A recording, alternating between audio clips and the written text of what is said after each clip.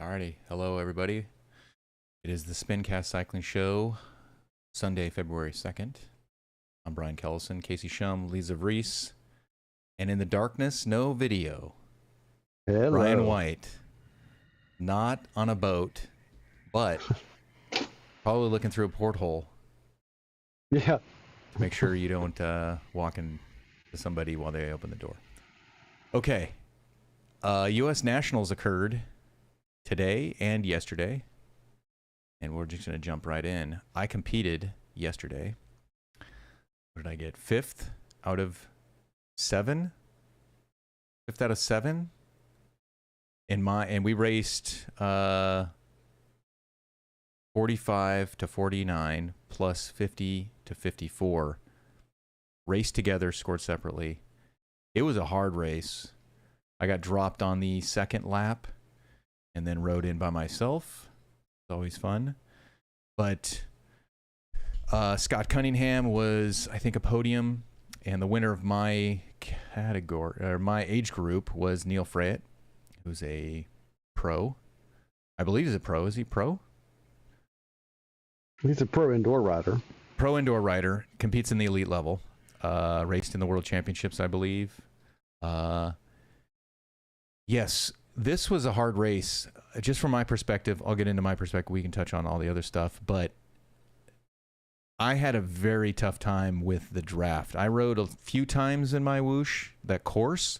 First of all, the course was insanely hard for me. I was going to ask, that looked like a brutal course. So, hey, if you don't know the show, welcome to the show, everybody. I'm a time trialist. The up and downs are not very fun. That was a great course. Yeah, it was a lot of up and down, which is a lot of surging. And so getting into a groove, especially on that course, it was just difficult unless you were on the tail end where you were going back through that roundabout to come back through the start finish.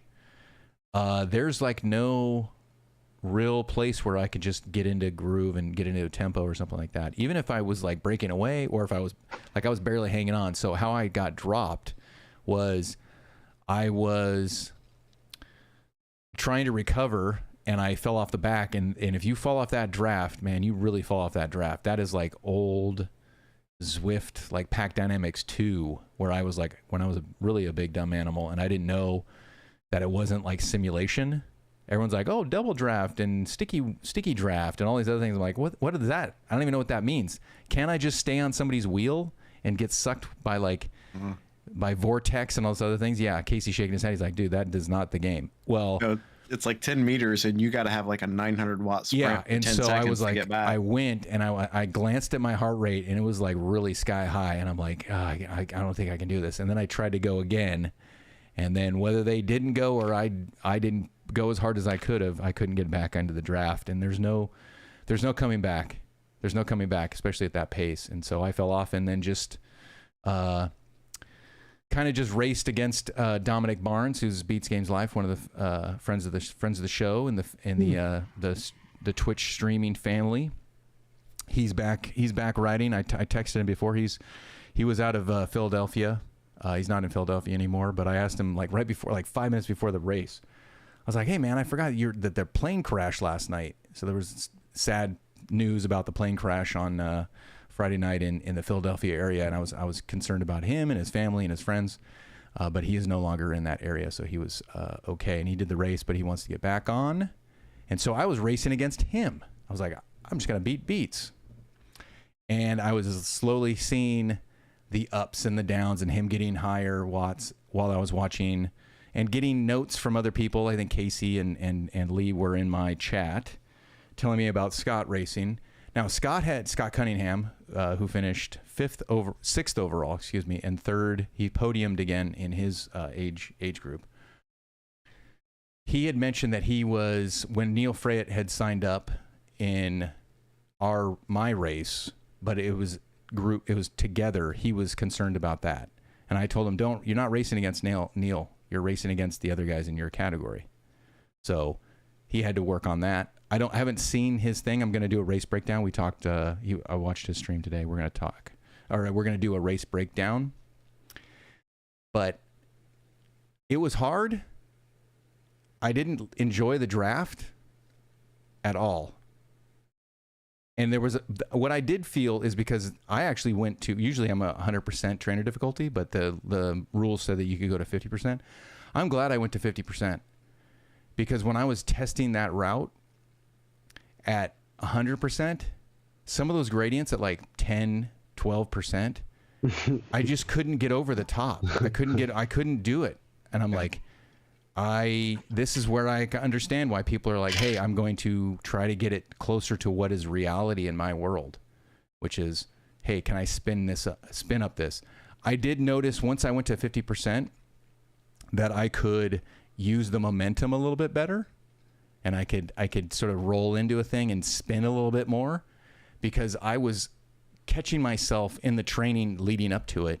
I was catching myself over gearing and really not going harder and moving up, not in the sense of the group, but like getting over to the crest of the hill to then get back so I could recover.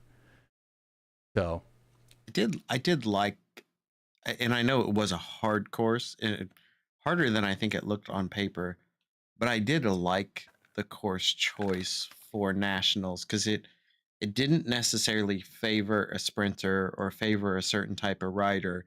You just had to be an efficient rider. You needed to be on your toes all the time.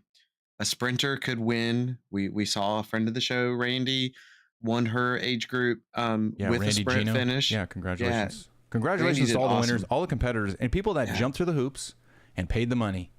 Congratulations to everybody. Because, I mean, that's the life's blood of this sport, surviving, is the people Kathy paying. Collins also won her champion. So we have 2 national champions. Podium. How many podiums? This show is it? Do we take credit for their podiums? Is that what you're saying? All right, friends of the show. Yeah. Hey, coattails, Scott, right? Kathy, Randy. Yeah. How did Dominique do? Did she? Do we have the most winningest? Well, Oh no, she's next Canadian. week. She's next week. She's That's right. She's Canadian, next yeah. week. More She next was She did racing. very good No, in she was in Sunday SRC. Race Club. I watched. I woke up this morning, and I was watching. Was it this morning or did I go to sleep late last night? Oh, it was late last night before I went to bed. I was watching SRC. I was like, oh, I saw. I stayed up late last night, unusually, and I saw people coming online at Twitch as I was about to go to bed. And I thought, oh man, they're coming online. It's SRC. I'm like, should I stay up another hour to watch these people? Or I'm like, no, I gotta go to bed. Yeah, but it was a tough course. I'd love to hear from other people. Scott and I had talked before about how difficult the course will be. It was like, I'm with Casey. It was a good choice. Personally, I didn't particularly like it because I had success in 2022 and 2023, and there were more decisive areas to sort of like either get away or make it harder so that there was a decisive move or a decisive split, and you either had to commit to that or not. Where this was like, I didn't know if you could really do that from like a planning or a getaway area. There's maybe one little spot where you go down the little like ride for your soul. You go down that little that real quick thing. Tunnel, that wicker tunnel thing is like a piece of wood sculpture thing. That is like one spot, but it doesn't really like, it's not as long as you'd think. It's like maybe 5 seconds, like a really big 5 second, 10-second effort to maybe get away over there. I don't think you could plan your getaway. Yeah. But I think you could have in your mind that I'm going to try, but you had to read the race because there was 50 little places you could hit if the pack hit them the right way, coming off somebody else's catch or something like that, right? So you had to be a little more fluid with making a decision on when you made the hit. Yeah. But I think the course had the opportunity, but you're right. You couldn't just say, this is the spot, right? I'm going to set up to go here. Yeah. You had to, There's like you had 6 to or 7 spots. Yeah. There was a lot. So I don't know what course the Canadians are doing. You guys Same not, one. Oh, you're doing the same one. There's not 6 or 7 spots. Like it's Not like looking hard. forward to There's it. no real like, oh, this is the 6th. This is the 7th. You're up and down so much that you like, I got lost unless you've been riding. Like, see, the difference is the last 3 national championships, I spent like 2 months riding the same course every day, and I knew the RGT courses, and then I knew the Zwift course because I rode that like every single time I rode on Zwift. I knew that course, so I knew like, okay, this is where it's gonna maybe go, or this is where people might go, or this is the part where it's gonna be hard, and I got to put effort in. There was a couple strategic places, not so much like power-wise or catching people off guard. I think there was like a camera angle, like the snaky area, like the sort of sidewinder area. That was where it's like the camera angle would not help you see if somebody got away. And that's where I was thinking like, oh, if I was in a position where I would want to go here, which is sort of a flat area, not a up or down area, to like just get the camera angle to my advantage to be like, hey, they caught me off guard. It's sort of that like somebody's like in the feed zone and then you attack somebody in the feed zone, which is sort of an unwritten rule. You don't do that. But that was like, okay, that's kind of only where you can. I mean, these are all we're giving Lee tips here. He's your podium, buddy. You got a podium. No, they keep adding more people to my race. I keep going farther back, going backwards. Yeah. What was interesting today, there's plenty to be critical of the coverage, but one thing that the coverage called out today that I think is key too was Hayden was attacking the downhills. He was attacking them when they didn't expect it, using that kind of crazy acceleration. And I know Brian White has had a lot of success with that in SRC, is getting that gap on the downhill. It's kind of what you were saying, Brian Kellison, about like, if you're off the back, it's so hard to get back on. If you can create that acceleration over the top of some of those bumps, and that's where Hayden was doing it today. He attacked him multiple times the first lap on the downhill, and he eventually got away with Freyette. But that's where he was making the move. He wasn't attacking the uphill. He was going 9-10 watts per kilo as soon as it flattened out at the top of the hill, and he would just lurch out to that couple seconds, and people weren't reacting to it quick enough. All right, I have reckless speculation. Yep. Where's Neil located?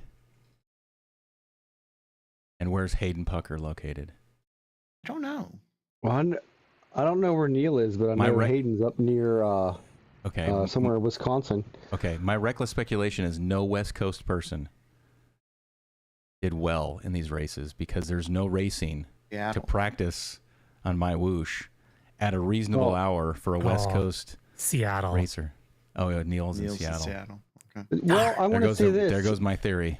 Damn it. Yeah, I'm going to say this. He races enough SRC that he should know, because I'm pretty sure he races SRC. Yeah, okay, so he gets up at 2 a.m.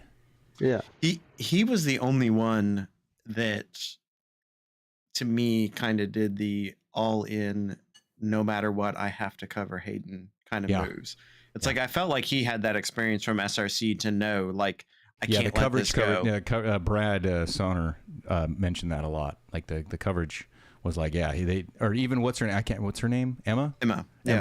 They were both like, any move that Hayden does, Neil Freyette is going after it, and they kept saying like, he's just going after Hayden, covering Hayden, and he could do it. And then they kind of were like doing this tit for tat sort of little thing during like the first lap. It seemed like, just to get away. So I just looked up Neil's. I was wrong. He's done a few SRCs, but most of his racing has been the Echelon Racing League. He did a few SRCs in the summer, and then after that, it's just SRC. Sorry, ERL. So ERL is where he's got, obviously learned that. Yeah. Unless you. Aside from my fitness, not doing the Echelon Racing League races leading up to it really gave me a disadvantage because I didn't know how to race that. I didn't know how to race on my whoosh.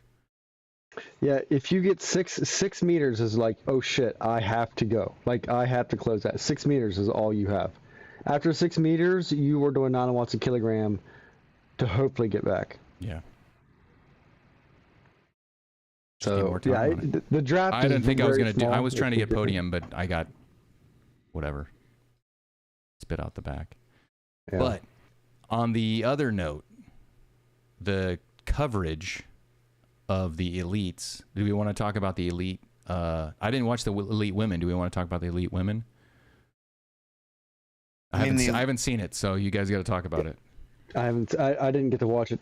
I didn't wake up early enough. I watched it kind of in highlights. I scanned through it when I got from church today. Watched highlights. I do know, and I got a couple messages for it on Facebook, and I had to go back and rewind it and watch what happened. There was a game bug, I think, in the women's elite.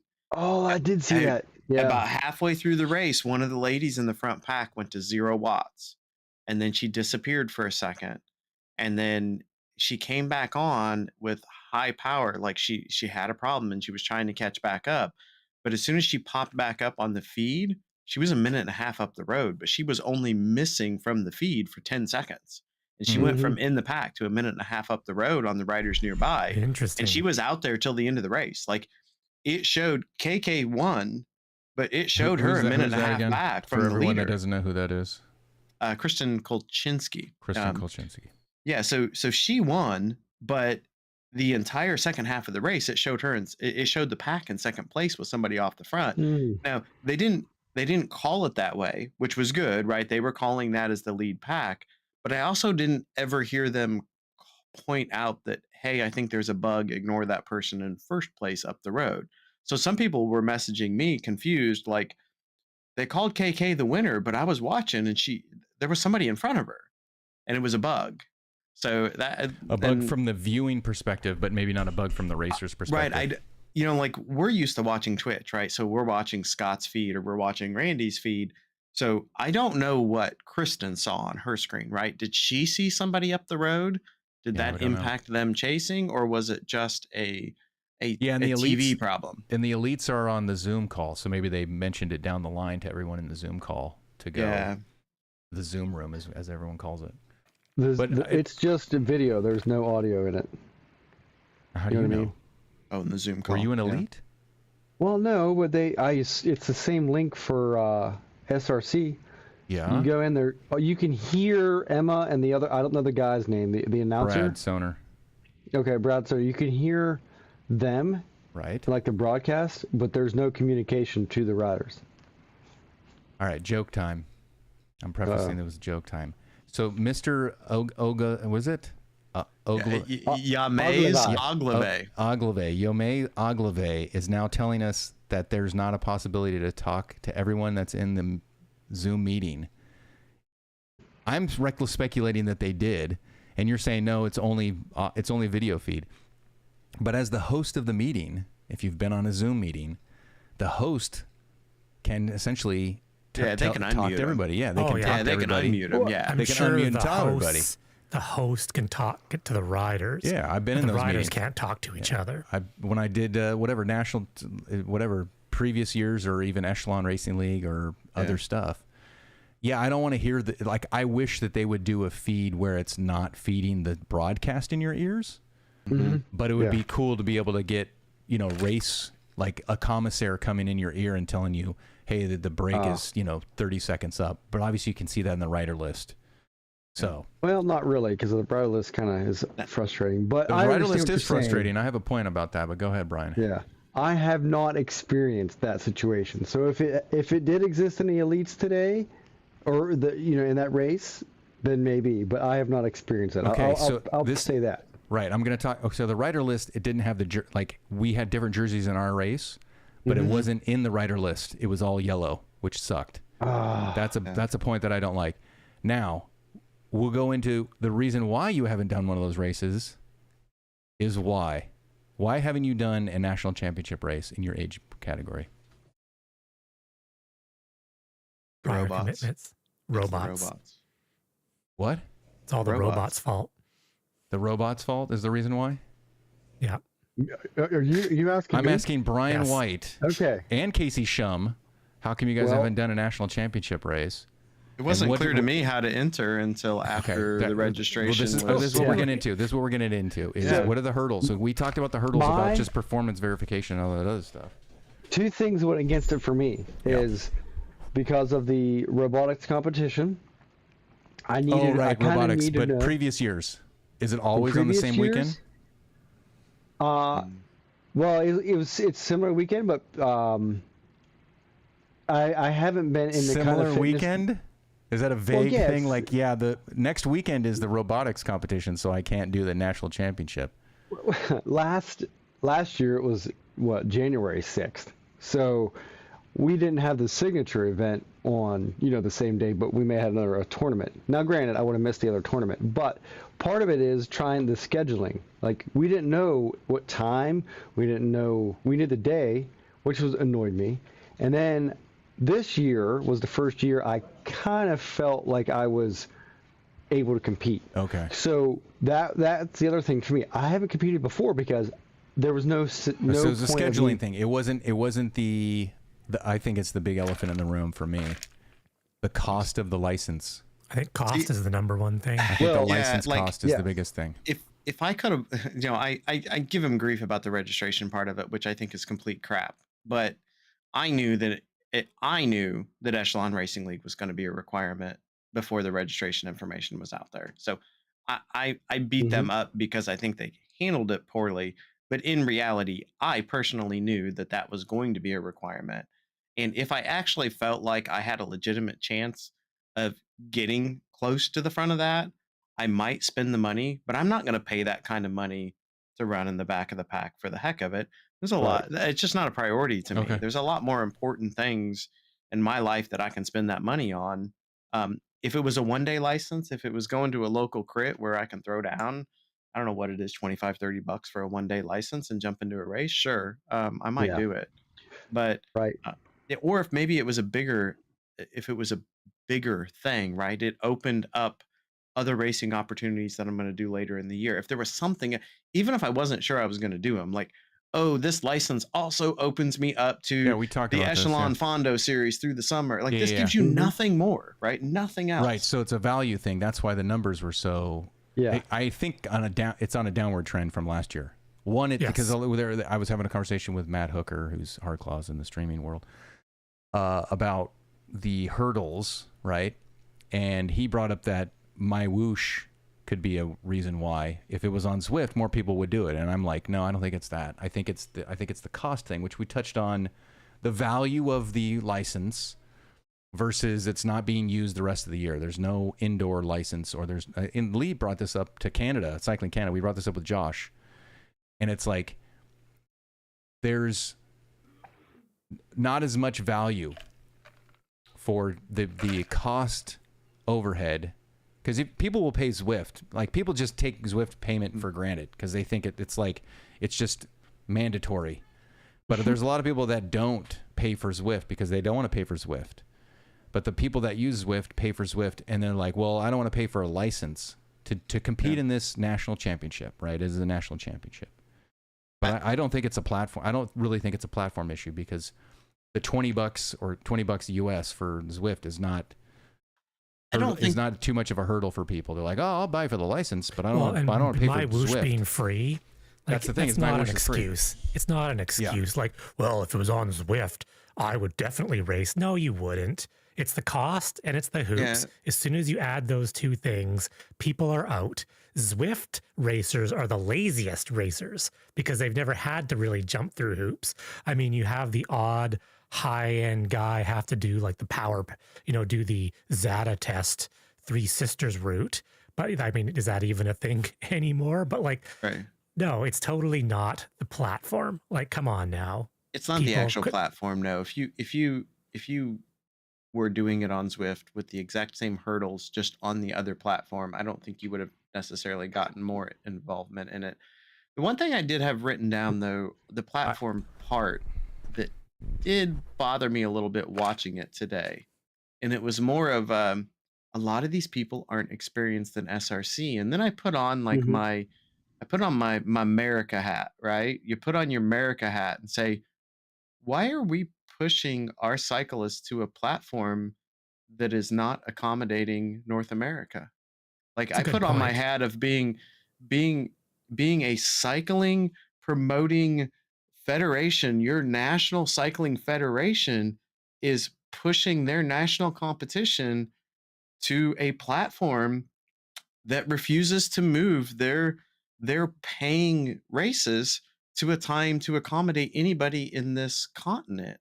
And it's just got to be a few hours even, because like let's Yeah. say West Coast you shift to where you're in my situation where you're getting up at 3:45 to race at 4:40 or whatever. That would be better. That would give people the chance. Yeah, it sucks getting up that early, but Yeah. that would even help. I disagree. You know what I mean? I disagree.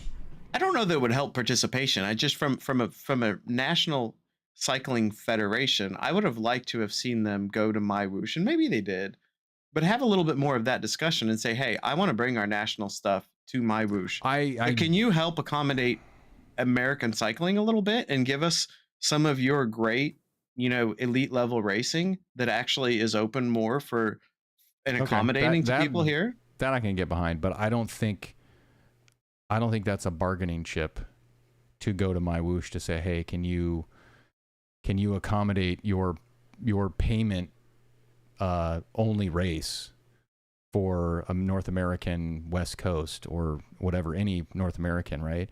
It's more of like, hey, we want to have a USA Cycling, like remember the thing we talked about, Josh, the Canada versus the Worlds. Like that was that on My Whoosh?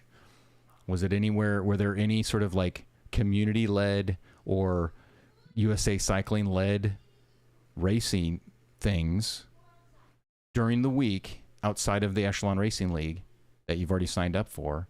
That's the sort of thing, is like the adoption throughout the week it's not conducive to wanting to do it. I've talked with Cy Bradley and our Mr. Ogilvy. Poor James doesn't even know. Yeah, he has no idea.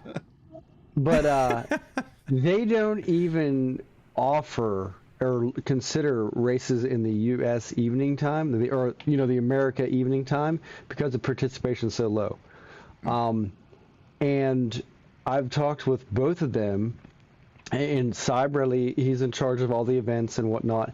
They are trimming the calendar and working on reducing redundant events. Like there's a Vuelta event that runs, Yeah, this is the conundrum, right? People want all these events. They're like, oh, I want all these events. It's like, then nobody shows up to these events. Like I did. We don't have them because we don't go to them, right? We don't have them. We because had them of on Zwift ourselves. and people didn't go to them. Right. It's our own fault that they don't have it's them. like So- I'm doing races at night on Zwift. Like I did one, whatever it was, and there was 3 people. I raced up. Okay. I raced in the highest ranking category because I was like, I just need some high intensity racing before my nationals. There was 3 people. Yeah.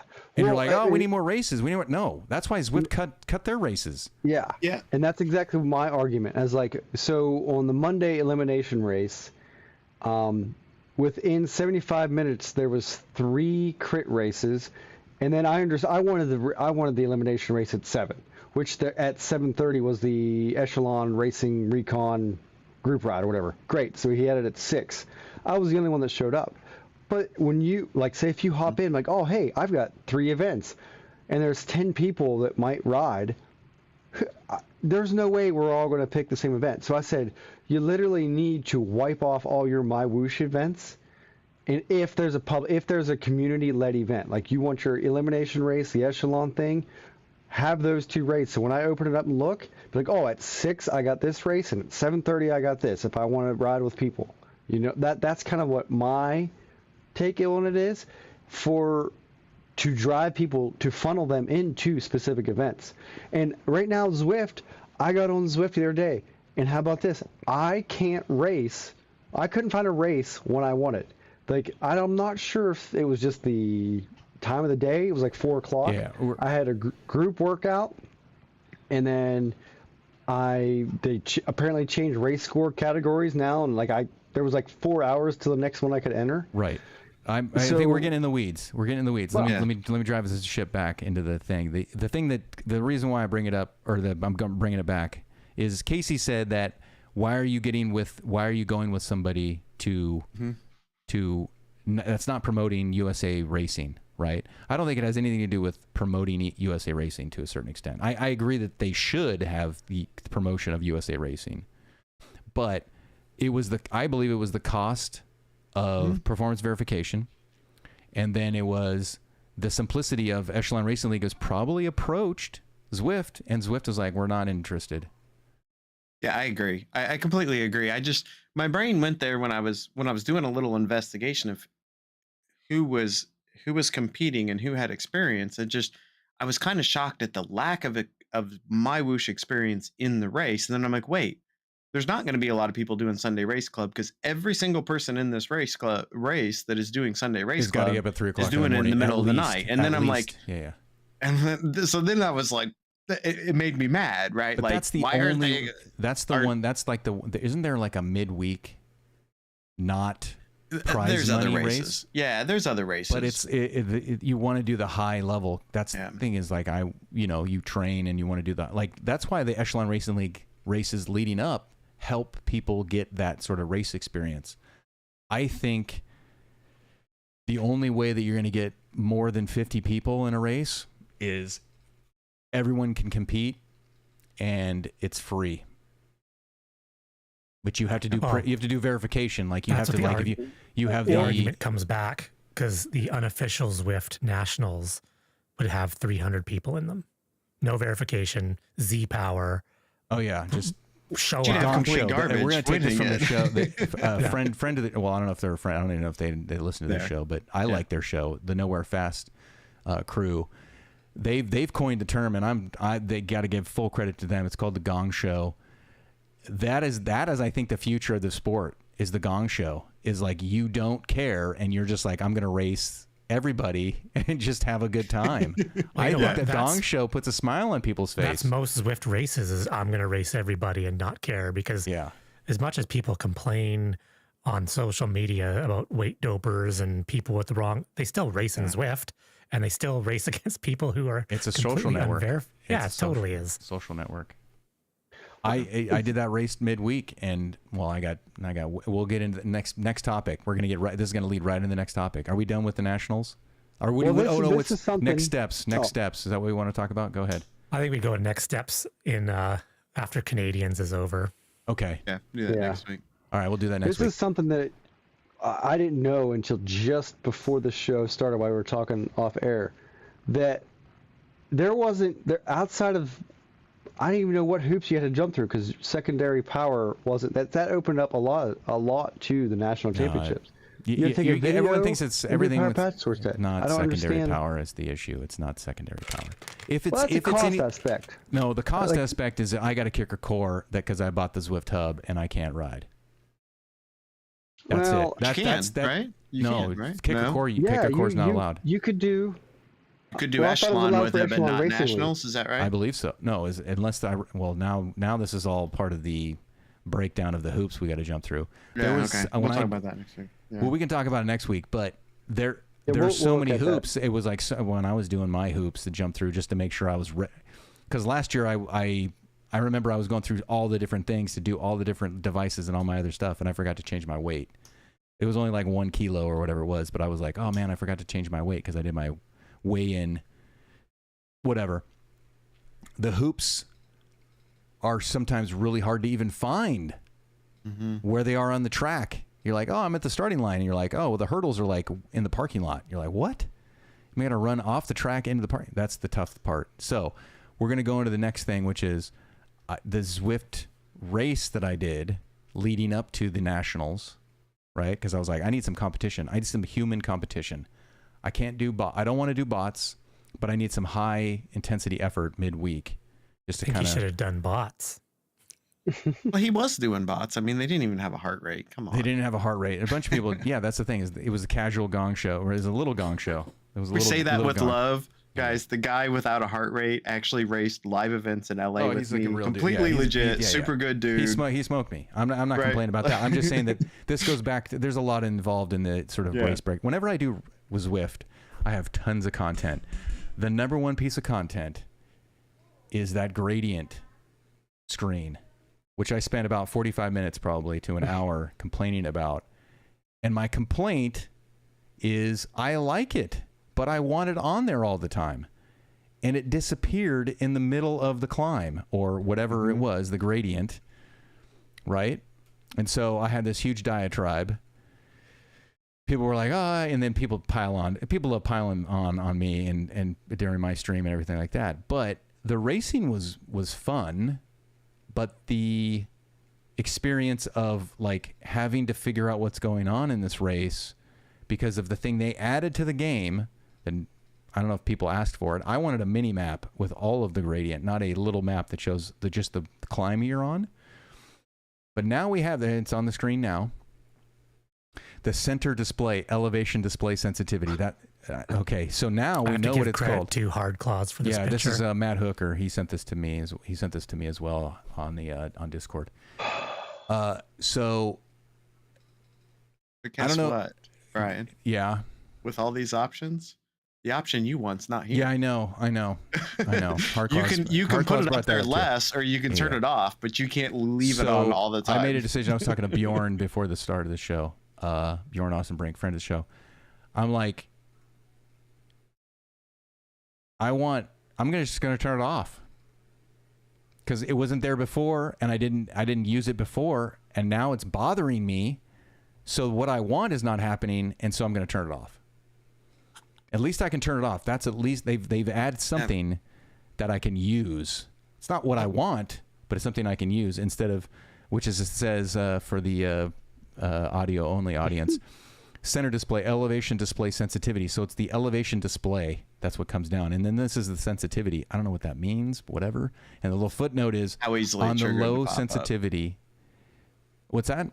It's just how much elevation it takes for it to show on your Okay, screen. and then the low sensitivity setting, only larger climbs. So like if you do like the volcano, it'll only be on the volcano. It won't be on the normal lower. is end. like every single bump in the road. Making up numbers, right? Like this is completely fictitious, but say like normal is if your next 200 yards is at least Yeah. 3% average, it's going to pop up, and low maybe it has to be 6% in the next 200 yards or whatever.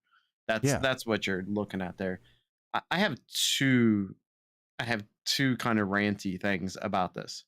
Go right ahead. Number one, this is Zwift just being Zwift. Like Totally I Zwift don't understand being it. Zwift.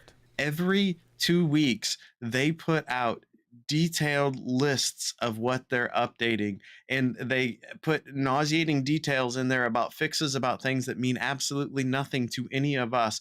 And this is not in a freaking change note anywhere that they added this option, and people were begging for this option. So like, why are you not telling us about the option we're begging for? And we're ranting because the updates are never anything that we want. And when you actually give people something they want, you don't even acknowledge that you did it. So that's my big rant. And then my thing about the center display in general is I'm kind of with you, Brian. I like it. What I don't like about it is now everyone in the race is really good at riding the gradients because it pops up in their face and it reminds them that the gradient's there. And I'm like, this took away an advantage that I had by being good at Zwift because I knew the roads and I knew how to ride those gradients without somebody smacking me in the face saying it's a gradient. So it's taken away some of that nuance of the game of you need to be better at understanding what's going on around you. Now it just smacks you in the face with it. So the people that used to be bad at Zwift are getting better because Zwift puts it right in the center of the screen and flashes it at you that, hey, stupid, you have to climb now. So that's kind of my rant. So right. it actually Here we was go. turned on by mistake. That's great. Yeah, this is 2 shut hours up. ago. 2 hours. Well, I don't know when this screenshot was taken. No, this is live. On the This is forum. live. Oh yeah. 2 hours Lee, ago. Yeah, Lee brought up the forum, the Zwift forum, and Evan from Zwift, he's a staff member. 2 hours ago, February 2nd, 2025. Hi, folks. The climb display sensitivity setting is still under development and was They turned it off unintentionally again. enabled prematurely. We turned it off again for now, but we'll be back soon with a formal announcement once it's ready to go live. Now I'm really bummed. Some Now I'm intern really, was really working on a Sunday afternoon, and they I'm flipped really, the you know why switch. I'm really bummed? I'm bummed because I actually want to turn it off. Not their sensitivity thing. I want to be able to turn it off because they're not giving me fully on. Now, if it's still in development and there's an always on button, then I'm going to be happy. Yeah. But they've I think turned now always it's going on's to be there okay. and it's going to do like if I do what I did the Jarvis Fun Fest. What is that place called? Jarvis Island. The Jarvis that's the greatest thing. They don't even know how to celebrate their own stuff. The gradient in the middle of the KOM it turned off in the middle of it. That's why I got frustrated. It was like, oh, it's on. Like it starts before you're even on the gradient. It's on the 0%. And then it like turns off in the middle. And I was like, why is it turning off in the middle? Because I looked down when I was doing an effort and I look up and it's gone. And then it turned back on. That's why I got mad. Yeah, No, I I get don't know annoyed about that too. There's a few like roller sections where it kicks on early because there's enough gradient in front of you for it to stay on. But you're not actually out of the gradient yet, but there's not enough gradient in front of you to keep it on. So it's like you're still doing a little bit of a climb, but it's flattening out or it's rising over the top and the thing goes away. And I'm like, but you're not actually done. And like you're saying, like you're on that little 100-meter plateau halfway up a climb, right? You're just shooting across that plateau and going right back up. It should stay up. If you're on a comm segment, it should just be on, right? Especially if you're actually actively in a timed comm. I don't know, for those with Garmin devices, when they announced this feature, I was almost expecting Climb Pro-like functionality, where it tells you there's a climb coming up, it lists the climb, it gives you how many meters elevation the climb is, and as you progress through the climb, it tells you how many meters you have left to climb. Like a climb portal. Yeah. Yes. And that's actually a functional tool you could use in a race because you'd be like, oh, geez, a kilometer, there's a climb coming up. It's 60 meters, average is 3%. I better figure out what I'm going to do on this climb. Yeah. You know, the Climb Pro on Garmin's works fantastic, but they came up with this and it's just like, hey, you're on a climb. Yep, I sure am. I can see the end of the climb. Like it's right there. Yeah. Do you need to tell me that it's right there? No, because like it's right there. Like it's not useful. But I understand Casey. Like he learned the game and he learned. He spends the time. He knows all the ins and outs, and he used it to his advantage. I'm a big dumb animal, and I never did. I jump into a race, and I'm doing Jarvis for the first time. I missed the entire like ice breaking through the water or whatever it is, and all that sort of. It was glorious. Was it awesome? It was the Did anyone best thing record ever it? Like it's a Like, I don't it's a care about any skill of that. ceiling thing, right? Is that what they call it? Like the shooters? It's a skill ceiling thing, right? They've lowered the ceiling now because everybody gets this flashing light steering. at them now. Yeah. Same And with steering. Bev still has her rock wall up. She hasn't entered. No, mine was down. Brian wants to borrow Aunt Bev so your he can see it. your rock wall is down. No, it's not. It has to be down. Yeah, it's down. If you ride in it, it's down. You get one shot, one kill. Once you ride into Jarvis, that's it. Yeah, You but get that- it was you get down that one before I time. rode into it. You must have ridden it. You've rid it and didn't realize it. No, there's no way. I love you. Are you already close to it? You're I double love you too, dipping. buddy, but there's no way. I love you too, Brian, but there's no way I rode into it. I know I quit out of it. Unless Somebody turned that switch off. Chat starts scouring past VODs. Go We for need it. evidence. Go. I never did Jarvis Island. I got the route complete badge in the race the first time I did There's the like lap. 5 routes to go through there, and when you go through the volcano, if you're just free riding, and you go through the volcano now, instead of doing loops around volcano, it sends you to Jarvis. So Then you do could have it. done it, and not even realized it. No. It could have been huddle up moment. We don't know. Totally. I think you did it. I'm going to say you did it. All right. Go look at my rides. How many times I've done Zwift since Jarvis Island? I probably have done like 4 rides. Start digging into all the Strava segments. Yeah. Do it. Find it. Prove me wrong. Fine. Maybe I bet I would go with I was in a huddle. I was in a huddle up and I didn't know I was in there because That's I exactly- probably had a menu because I probably had some other menu up because I wasn't double dipping. I had some browser up and I was talking about rice cookers or something. Got the tiger, baby. Not paying attention to the most important thing that ever happened in Zwift. Yeah. Oh, we got a Brian Kellison FEC Amp Plus on Strava and a Durcon. Multiple Brian Kellisons. Hey, what? Someone's stealing your identity. Really? There are 3 Brian Kellisons for In Zwift From- Power or on Zwift? no, Strava. on Strava. Really? On Strava. Yeah. Oh. You got Durcon and Amp Plus. FEC Amp Plus. Oh, the testing stuff. Those are That's the not Ant me. Bevs. That is not me. There are other like there's Brian Whites in Somebody- the world. Somebody's No, out I'm there telling- downloading your stuff. You go look at yourself. There's 3 Brian Kellisons from California. The Central Valley. All right, get it up on the screen. I believe you. I don't. I have one Strava. Somebody else set that up. I barely go on Strava. Must have been Lulu. Data. Totally Lulu. All right. That's I'm glad that they I wonder what else is under development that they haven't turned on. At least they're developing. You know what? I'm happy. They're developing. We're supposed to have our bike upgrades soon, right? That fourth quarter. What's that? Yeah. Oh, where you actually buy the garage bike upgrades, That's right? right. The That's what garage I'm upgrades. testing. Really? Yeah, It was supposed to be end of the year. Quarter 4. Like Mhm. it was supposed to be 2 months ago. They're gonna surprise us, like the Surprise. the Jarvis thing. What are we No. looking forward to with They're Zwift? going to phase the phased rollouts of the bike upgrade, and dudes with a bajillion drops are going to max their bike out, go faster than everyone, and then chaos will ensue on social media because people paid to win I can't because they wait. had the fastest bike and you didn't get the update I yet. can't wait. I can't I wait can't wait. either. I think we're going into stale Swiftland because the season's over. I mean, we're in the last round of ZRL. ZRL's over. Well, there's a championship round or something after this, but ZWS starts in Yeah. March. we did hear right, Zwift Grand Prix Elites is back on. I don't think we know Swift anything Games. about it, or Swift Games, but it's back on. So I'm not sure what that means, Wait. but that seems to be officially coming. What have we gotten what has been the exciting thing that people have been, besides like Tour of Watopia and the Shimano thing? It's very stale. It's like the same Yeah. thing every year, like Tour of Watopia, Tour of Zwift. Like it's just the same ZRL. I mean, ZRL is always going on. It's just nothing.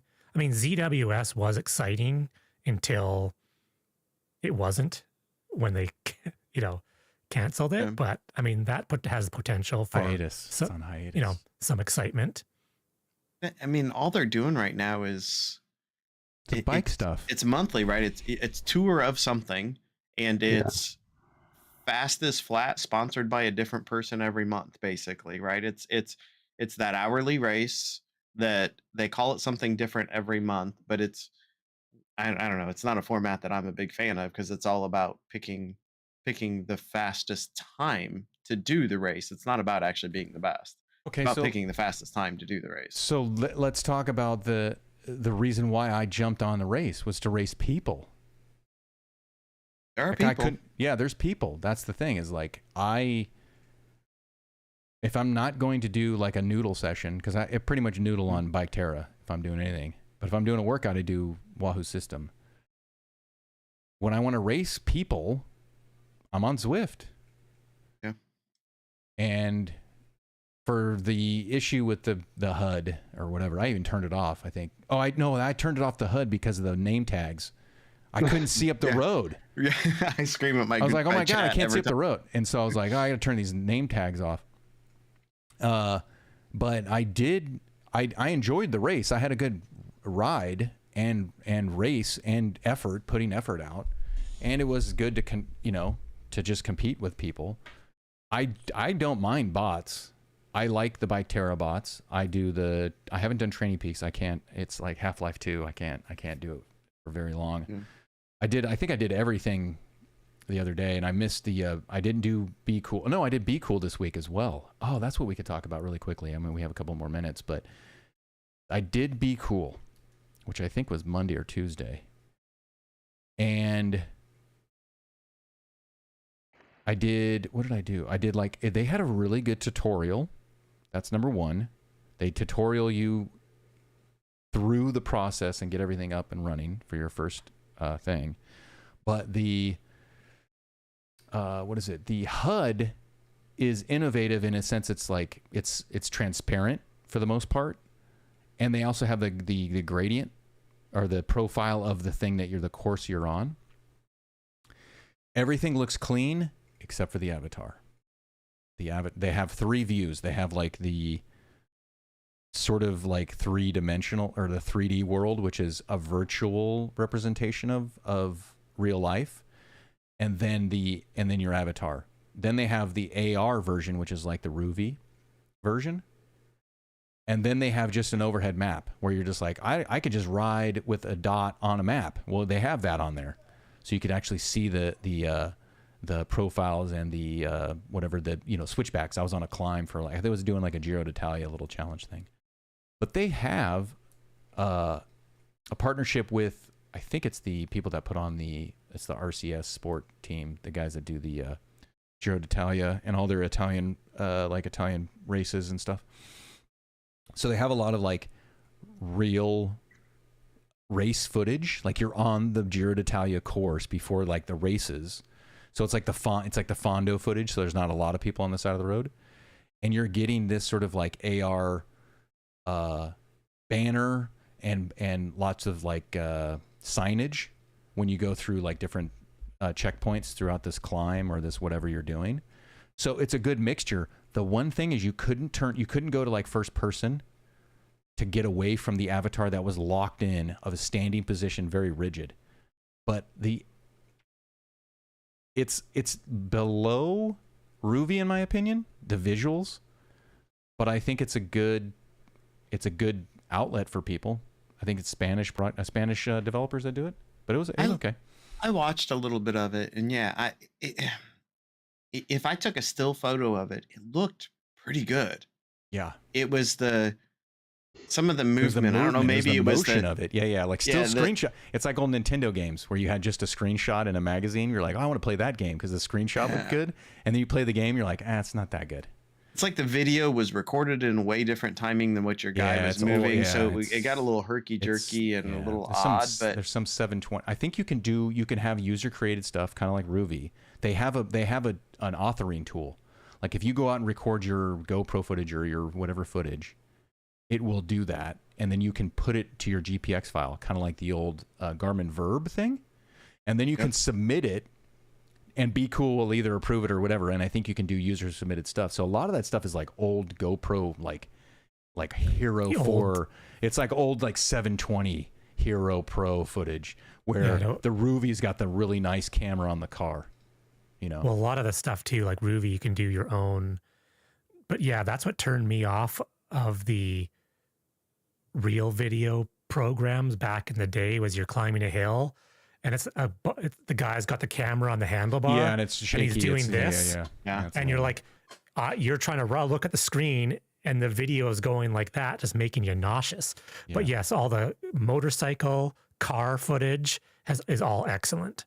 Yeah. And I think what happens with Ruvi now too is if you create your own route, they actually have specific video settings that they require you to film at. Oh, see, that's good. Yeah. Like if you have a GoPro, GoPro can actually use a QR code. And so they've have a QR code. Oh, you get the Ruvi setting that they want. So you go. Oh, that's really cool. So you scan the QR code, your GoPro changes to the exact setting Ruvi wants. Yeah. You film your video and smart. Upload That's it. good development. That's good development. Cool. Yeah. All right. That's it. The Be Cool thing. The Velodrome looked cool, but I think there's just overall, a lot of bike apps coming out that are kind of all the same.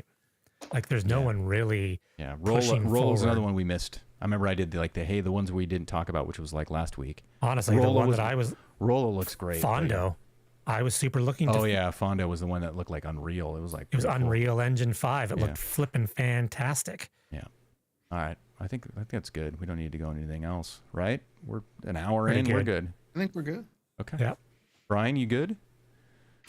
Brian's scouring the internet to try to find me riding through Strava Jarvis Island. You didn't even upload your January 29th race on the Classic 2 Strava. It doesn't even exist. What? Did I turn off the Zwift Strava? Did I turn off Zwift? I don't have Strava syncing anymore. My Strava. I had to go back. Oh, did they break it when they did like the whole API thing? I don't know how to My go back 3 Zwift months doesn't go to find your Strava. last- My Zwift should go to Strava. On the 29th of January, you have a Zwift Power race. Yeah, but I don't have it on Strava. It's not on Strava, so I don't know. All right, I'm in the Brian White data farming doghouse.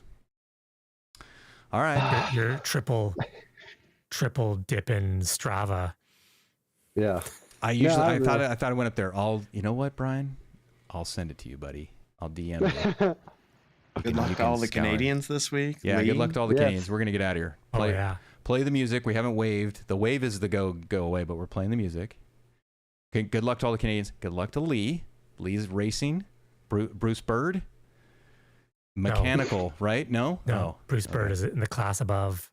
okay. Gotcha. It doesn't even matter. I'm going for the participation ribbon. There you go. I'm strictly just being a body to help on. the sport move forward. Better Bye, than everybody. me, Lee.